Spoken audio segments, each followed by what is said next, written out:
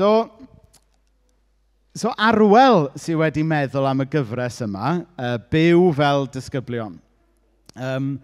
Gan mai Arwel sy'n bennaf yn pregethu yn mis Awst, Arwel sy'n charge o feddwl am beth da ni'n edrych arno trwy fis Awst. A byw fel disgyblion ydy'r gyfres mae Arwel wedi ei roi at ei gilydd.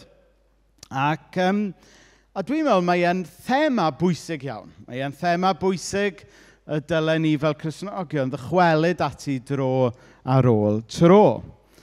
A oherwydd, bod e'n bwysig bod ni fel Cristnogion yn deall a credu y pethau iawn am Dduw, bod e hefyd yn bwysig yn bod ni'n rhan o deulu Duw ac yn rhan o'r eglwys, mae'n hawdd i ni gochi golwg, mae'n gyntaf oll, beth sy'n gwneud Cristion ydy bod yn ddisgybl Iesu.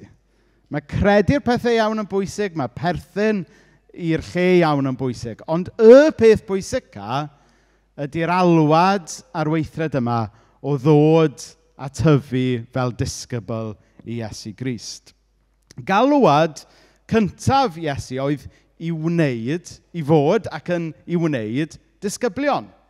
Nid i wneud pobl sy'n credu'r pethau iawn, nid i wneud aelodau o gapelu, ond galwad Crist oedd i wneud disgyblion.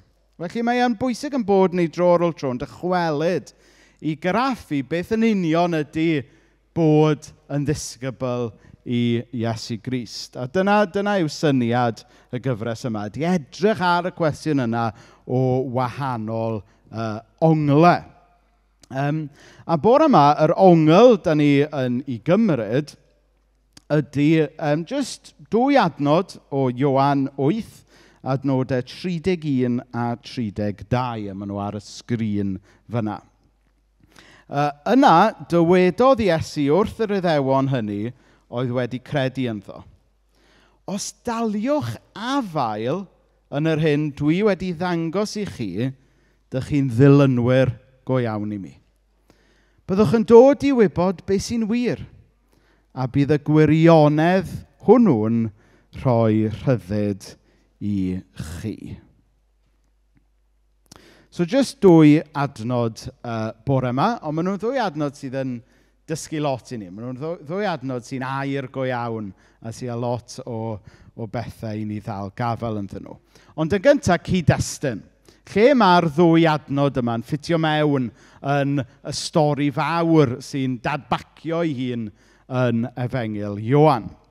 Wel, mae'r hanes yma, mae'r 2 adnod yma'n hytrach, yn digwydd mewn darn ehangach lle mae Iesu mewn rhyw fath o densiwn neu'n gwrthdaro neu yn trafod a dadlau gyda yr awdurdodau Iddewig, gyda y bobl fawr, y Phariseaid, yr arbenigwyr yn y gyfraith ac yn y blaen. A mae hwn yn digwydd yn ystod gwyl y tabernaclau, neu yn yr iaith Hebraeg, gwyl Sukkot. Dwi'n anganu hwnna'n hollol anghywir, mae'n siŵr. A dwi'n embaras bod arfon ymlaen i fedr ddeithau sut mae anganu fo'n iawn. Ond gwyl Sukkot. Nawr, oedd gwyl Sukkot, fel dyn ni am alw bore yma, yn wyl Iddewig fawr a pwysig.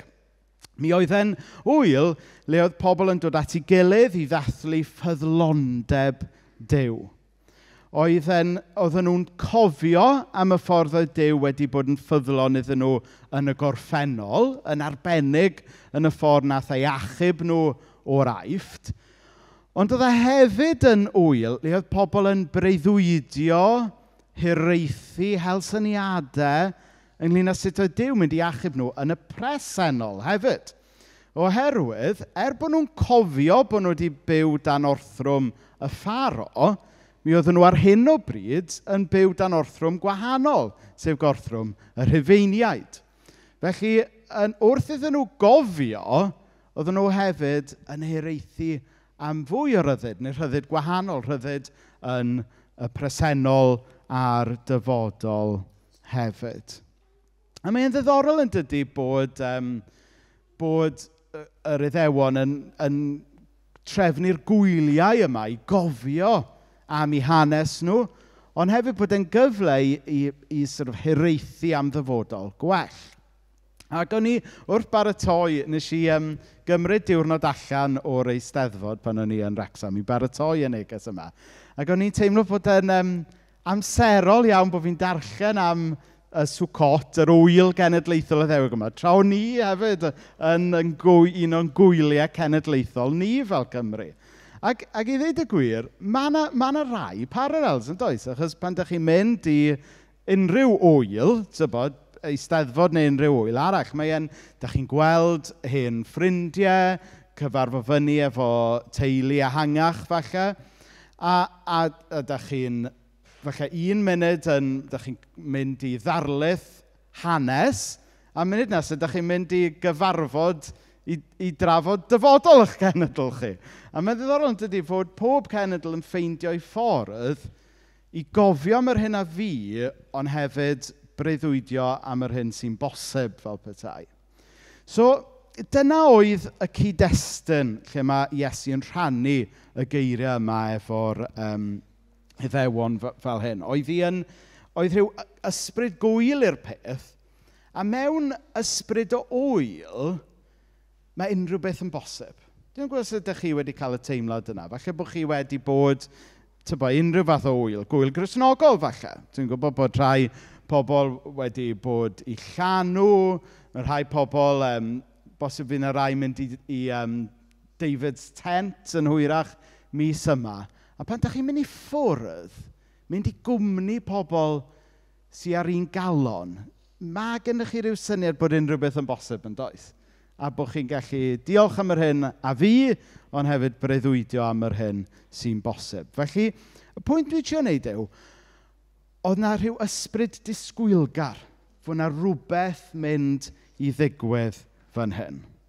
Ac yng nghanol yr ysbryd disgwylgar yma, mi oedd gyda chi Iesu Grist yn dropio hints, yn procio fan hyn, yn annog fan draw, yn herio fan acw, yn cyflawni gwyrth y diwrnod wedyn. Yn yr awyrgylch yma oedd yn disgwyl i rhywbeth ddigwydd, mi oedd yna rhywun oedd ar gallu i wneud i rhywbeth ddigwydd.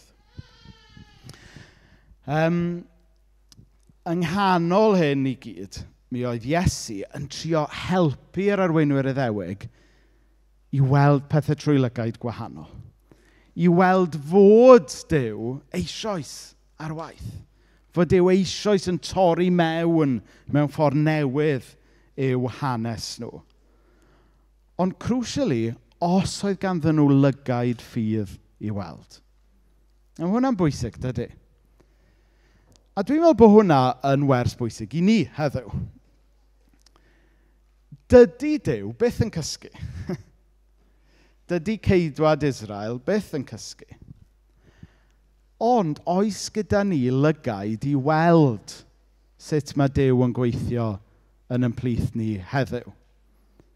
Tristwch yr hanes yma, oedd y llawer o'r arweinwyr Iddewig ar y pryd, bod Duw yn symud, bod Duw yn gwneud rhywbeth newydd, mi oedd eu llyged nhw ar gau yn ysbrydol a doedd nhw ddim wedi gweld hynny. Nawr wrth feddwl am sefyllfa Cymru heddiw, ydyn ni'n meddwl fod Duw ar waith? Wel, dwi'n meddwl mae e'n ffaith bod Duw ar waith yn barhaus. Y cwestiwn yw, oes ydyn ni'n sensitif, oes gyda ni lygaid ffydd, oes gyda ni calon feddal i weld be mae Duw yn gwneud yn bywydau ni, yn ymplith ni ac yn gwlad. So, dyma yw neges Iesu iddyn nhw. Na i ddarllen yr adnodau eto. Yna dywedodd Iesu wrth yr Iddewon hynny, oedd wedi credu ynddo. Os daliwch afael yn yr hyn dwi wedi ddangos i chi, dych chi'n ddilynwyr go iawn i mi. Byddwch yn dod i wybod beth sy'n wir, a bydd y gwirionedd hwnnw'n rhoi rhyddid i chi. Felly'n syml iawn, da ni am edrych ar 3 peth sy'n codi o'r ddau adnod yma heddiw. Yn gyntaf, i ni'n mynd i ystyried fod bod yn ddisgybl yn golygu credu, ond credu o fath penodol. So dyna bydd y pwynt cyntaf. Yr ail pwynt, i ni'n mynd i sylwi mai nid ffeithiau yn unig yw'r gwirionedd Cristnogol, ond yn hytrach adnabyddiaeth neu perthynas gyda'r athro sy'n rhoi y ffeithiau i ni.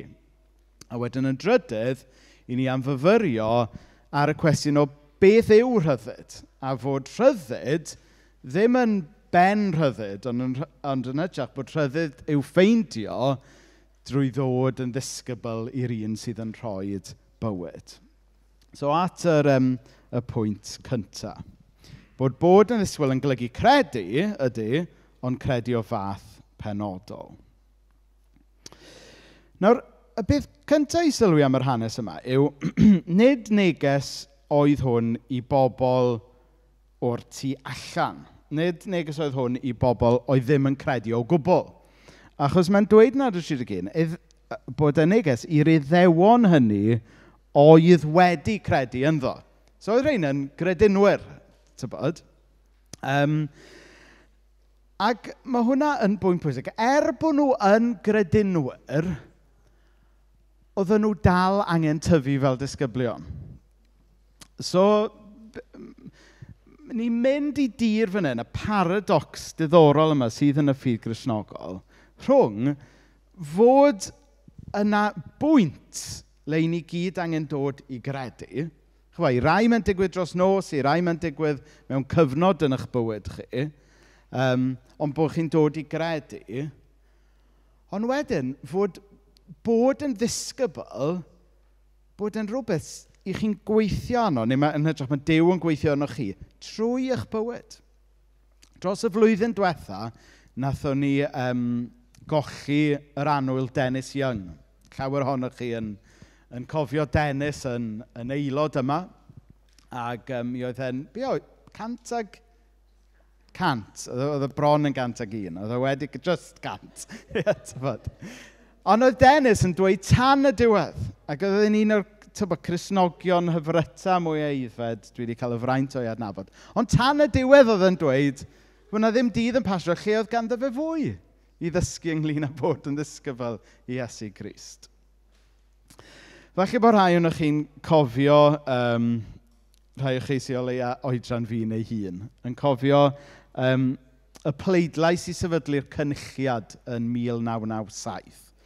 A ysgrifennydd gwladol Cymru ar y pryd, Ron Davies. A ffordd oedd e'n disgrifio datganoli oedd, it's a process, not an event. A mae yna ryw paralel fyna gyda'r alwad i fod yn disgwyl i Iesu. Oes, mae yna event yn yr ystyr fod ni'n dod i gredu rhywbryd a ryw bwynt yn bywyd. Ond wedyn, mae tyfu fel disgwyl yn broses. Mae'r Ysbryd Glân yn gweithio ynddo ni trwy yn bywyd. Ac felly bod yr Iddewon yma yn bobl sy'n credu, maen nhw dal angen clywed y neges ynglyn â bod yn ddisgybl a tyfu fel disgybl.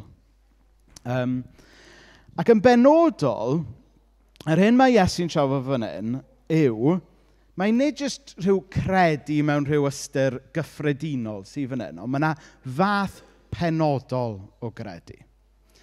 Nawr chi'n clywed ydych dyddiau yma ynglyn â pobl yn dweud bod ganddyn nhw ffydd. Tybod? Pan o'n i'n gyrru adre o Wrecsam ddoe, oedd gêm Wrecsam ar y radio gyda Cadog a fi yn doedd. Ac ath Wrecsam ar y blaen, 1-0. A mi oedd gen ti ffydd yn doedd. So Wrecsam yn ennill. Ond wrth gwrs, be oedd y sgôr terfynol?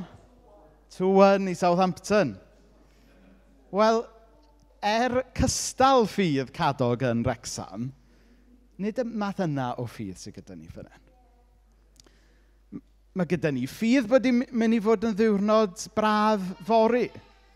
A iawn, gret i ni gael y ffydd yna, ond chybod, i ni'n adnabod tywydd Cymru ddigon i beidio roi gormod o ffydd yn hynna. Neu y pwynt dwi'n siarad wneud yw, dydy jyst dweud bod ganddo ni ffydd Da i ddim. Y cwestiwn ydy, be ydy gwrthrych yn ffydd ni? Be ydy object yn ffydd ni? Achos da ni'n gallu rhoi ffydd mewn pethau anghywir yn dydan. Da ni'n gallu rhoi ffydd mewn pethau sydd yn mynd a dod. Ond mae Iesu fan hyn yn siarad am fath penodol o ffydd. Y gair yn y Groeg sydd yna ydy meno, sy'n golygu to remain, stay, abide, continue, dwell, endure. Hynny yw, math o ffydd i ni'n dal gafael ynddi. Ffydd sydd yn solid, ffydd sy'n dyfal barhau. Nid ffydd sydd jyst yn mynd a dod gyda'r gwynt. Nid ffydd sy'n mynd a dod efo tywydd da, ond ffydd sydd yn sticio. Ffydd sydd ddim yn dibynnu, credu sydd ddim yn dibynnu ar brofiadau euphoric yn unig, ond ffydd sy'n dibynnu ar addewidion Duw. Addewidion Duw sy'n wir, dim ond sut da ni'n teimlo y diwrnod yna.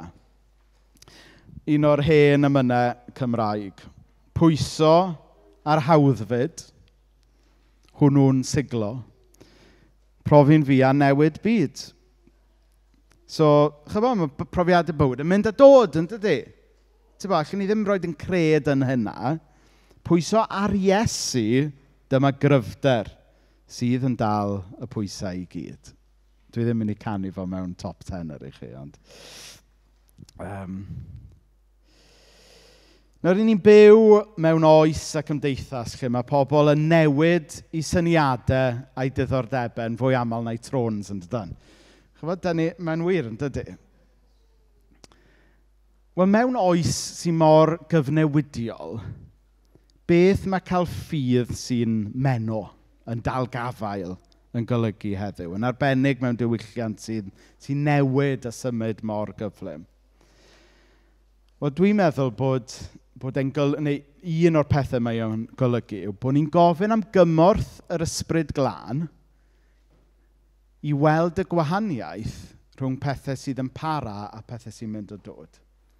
Achos da ni mor hawdd yn dydyn yn gallu adeiladu'n bywyd, hyd yn oed fel Cristnogion, ar fads, ar bethau sy'n mynd a dod. Pan wnaethon ni symud ti 2 flynedd yn ôl, o rhaid i ni sortio mas llyfrau, lot gormod o lyfrau gyda ni. Ac un o'r pethau trist iawn oedd taflu ffwrdd llyfrau gan arweinwyr Cristnogol oedd wedi syrthio i ryw fath o fel scandal ers i'w llyfrau nhw ddod allan. Chi'n gwybod beth sydd gynnau? Fydda llyfrau 15 mlynedd nôl, o'n i'n meddwl, this is it, dyma'r allwedd. Mi eisiau fi adladu fy ffydd ar syniadau yr llyfrau yma. Ond, yr unig beth ddylen ni wir gosod yn traed arno ydy addewidion Iesu Grist ei hun. Dyna lle allwn ni roed yn ffydd a'n cred ynddo mewn ffordd sydd yn para. So credu o fath penodol, credu meno, ffydd sy'n dal gafael. So at yr ail bwynt. Nid ffeithiau yn unig yw'r gwirionedd, ond adnabyddiaeth o'r berthynas rhwng y gwirionedd a'r athro ei hun. So beth dwi'n golygu wrth hynna?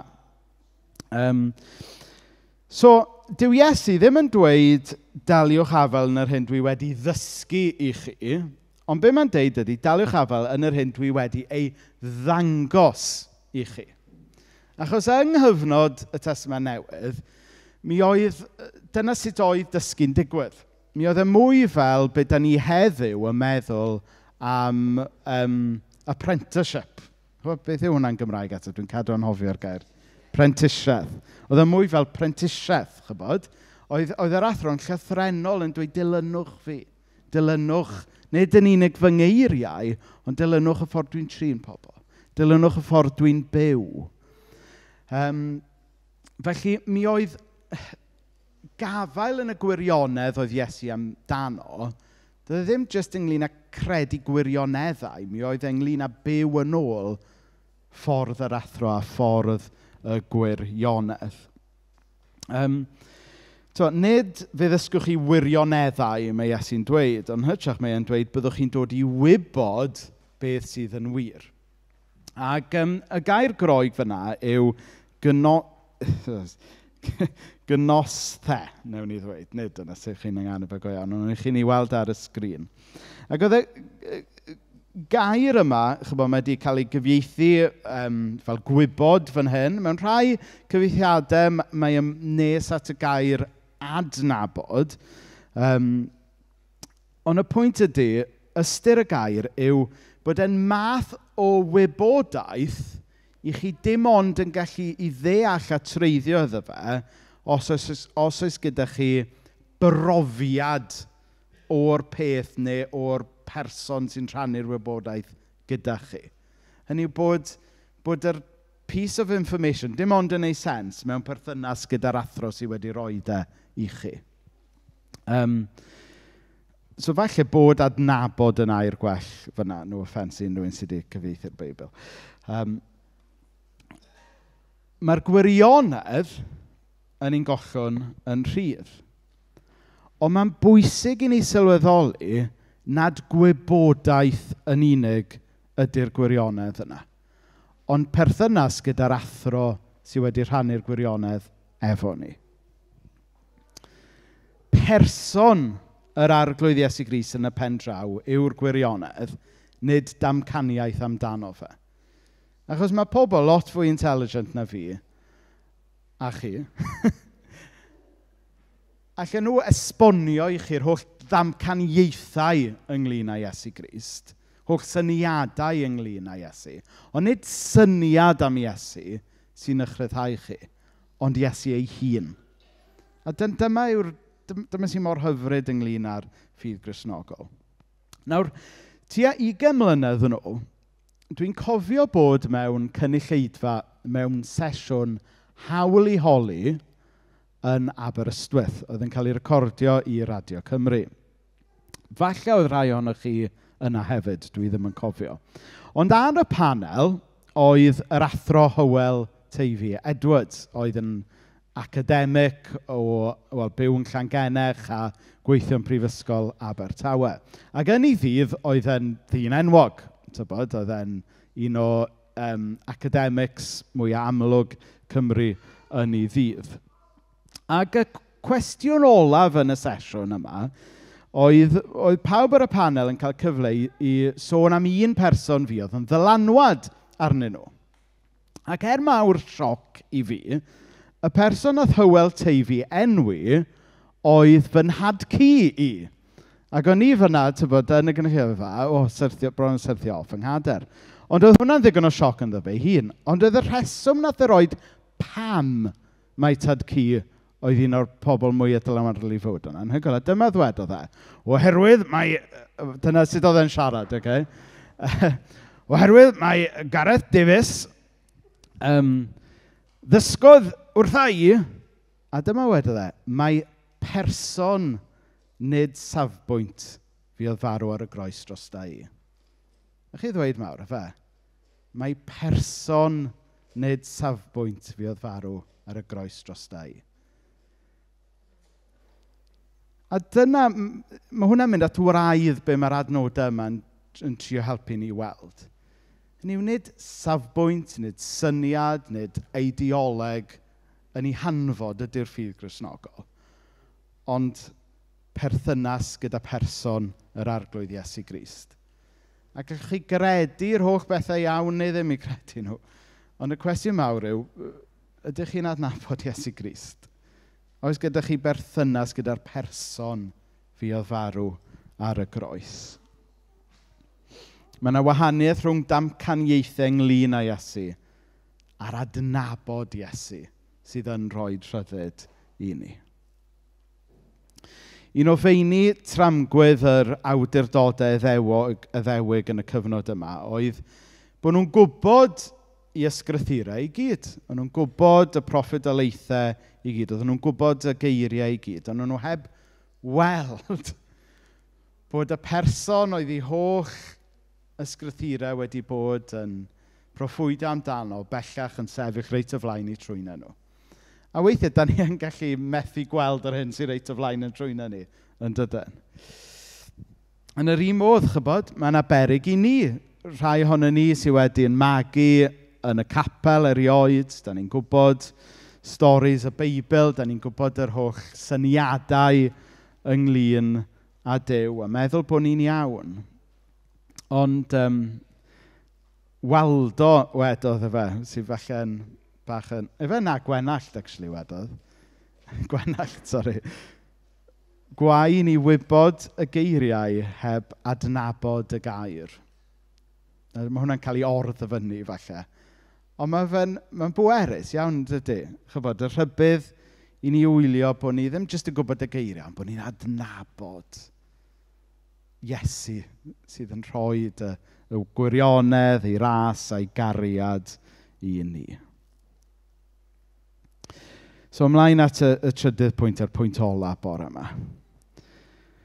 Wrth i ni feddwl am ryddid, a bod ryddid yn dod nid jyst efo syniadau ynglyn â Iesu, ond wrth adnabod Iesu ei hun. Fod y rhyddid, fod y gwirionedd yma yn rhoi rhyddid i ni. Yna, dywedodd Iesu wrth yr Iddewon hynny oedd wedi credu ynddo. Os daliwch afael yn yr hyn dwi wedi dangos i chi, ydych chi'n ddilynwyr go iawn i mi. Byddwch yn dod i wybod beth sy'n wir, a bydd y gwirionedd hwnnw'n rhoi rhyddid i chi. So mae'n ddiddorol dydy fod Iesu yn priodi y syniad o wirionedd a'r ddisgyblaeth o ddod yn ddisgybl iddo fe gyda'r syniad o ryddid. A'r rheswm pam bod fi'n dweud bod hwnna'n ddiddorol yw oherwydd yn ôl safonau cymdeithas cyfoes, mae'n swndo bach yn od yn dydy. Achos mae syniadau cymdeithas cyfoes yw bod rhyddid yn golygu dim dilyn un ffordd penodol, a bod rhyddid yn golygu gwneud be bynnag dach chi isio, nid dilyn ffordd benodol Iesu. So beth sy'n mynd ymlaen fan hyn? Sut mae Iesu ar un llaw yn gallu sôn am ffordd benodol o fyw, ond ar y llaw arall sôn am ryddid? Wel, fel ni'n dweud, mae cymdeithas heddiw yn tueddu feddwl bod rhyddid yn dod drwy dorri pob cyfyngiad. Ond mae Iesu'n dweud fod rhyddid fan hyn yn dod trwy ddal gafael yn ei ddysgeidiaeth ef.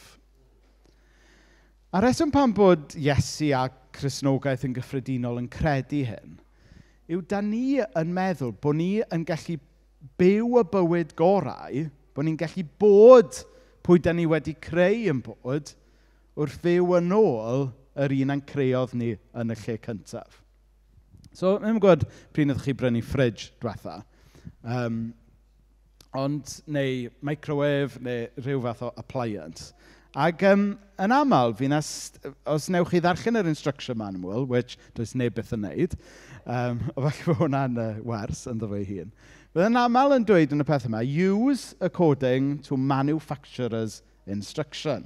Hynny yw, ydych chi fod iwsio'r toaster fel mae'r person nath inventio'r toaster yn deud â chi fod defnyddio fo. Hynny yw, peidiwch sticio fish fingers ynddo fo, fel dwi'n neud weithiau. Ac, ond mae'r un peth y wir amdano ni. Mae gennym ni greawdwr sydd wedi'n creu ni i fyw mewn ffordd penodol. As da ni'n trio byw rhyw ffordd arall, mae pethau'n torri. Mae perthnasau yn torri. Da ni'n... Mae yna ryfeloedd yn digwydd, mae cymdeithas yn torri lawr.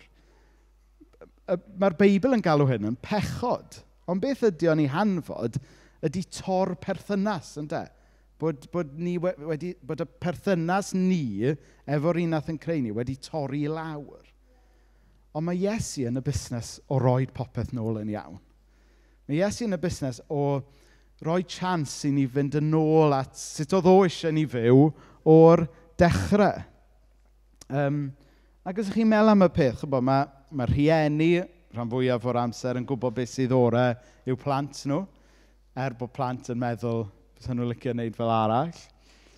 Mae rhaid i chi gael rhyw fath o reolau mwyn cael y rhyddid i chwarae gêm dda o bêl-droed. A da ni, chi'n gallu dychmygu pêl-droed heb reolau. Bydde fe'n canage. A bydde neb wedyn yn mwynhau y gêm. Ac wrth gwrs, wrth wraidd pob cymdeithas war, mae yna gyfreithiau doeth i gadw pawb yn ddiogel. Hynny yw, mwyn cael rhyddid, mae rhaid cael rhyw ffordd i fyw yn does. A mae Iesu'n cynnig y ffordd orau i ni fyw.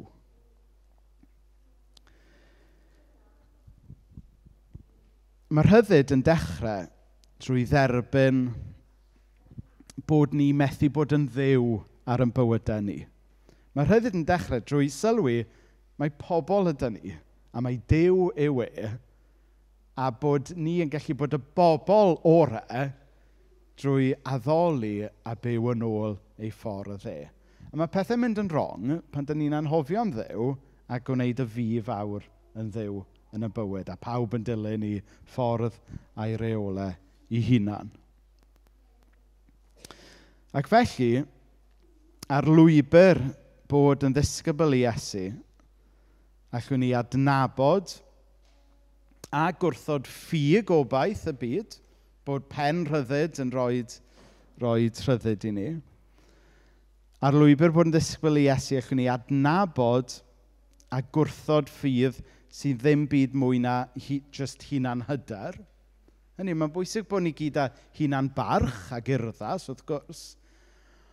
Ond allwn ni ddim rhoi y ffydd i gyd yn hynna, na allwn. Achos mae bybl pawb yn popio yn y diwedd. Ac ar lwybr bod yn ddisgwyl i Iesu, da ni'n gallu cofleidio'r Duw, y Duw sy'n caru ni jyst fel ydyn ni, yn doredig, yn wan, yn gwneud camgymeriadau, ond dyma sy'n hyfryd, y Duw sy'n caru ni fel ydyn ni, ond y Duw sy'n caru ni ormod i'n gadael ni fel ydyn ni. Mae eisiau gwneud ni yn greadigaethau newydd. So ar lwybr bod yn ddisgwyl i Iesu, ni'n gallu darganfod gwir yfyd. Oherwydd yn gwendid ni, mae Duw yn cofleidio ni yn ei gryfder e. Felly o fynd nôl at yr adnodau. Yna dywedodd Iesu wrth yr Iddewon hynny oedd wedi credu ynddo. Os daliwch afael yn yr hyn dwi wedi ddangos i chi, dych chi'n ddilynwyr go iawn i mi. Byddwch yn dod i wybod beth sy'n wir, a bydd y gwirionedd hwnnw yn rhoi rhyddid i chi. Felly'n ngweddi yw bydd pob un ohono ni yn ystyried o'r newydd bore yma. Beth yw e i fod yn ddisgybl i Iesu? Mae credu pethau iawn ynglyn â Duw yn bwysig ac yn iawn yn ei le, wrth gwrs. Mae perthyn i deulu ffydd, neu helpu ni fynd ymlaen yn y daith efo'n gilydd yn bwysig. Ond y peth cyntaf, cyn unrhyw beth arall, yw i ni ddeall fod y credu Cristnogol, bod e ddim jyst yn rhywbeth fyna, ond bod yn rhywbeth sy'n priodi fyna a fyna wrth i ni ddod i adnabod yr athro sydd yn caru ni. A'r athro hwnnw yw Iesu Grist ei hun. Amen.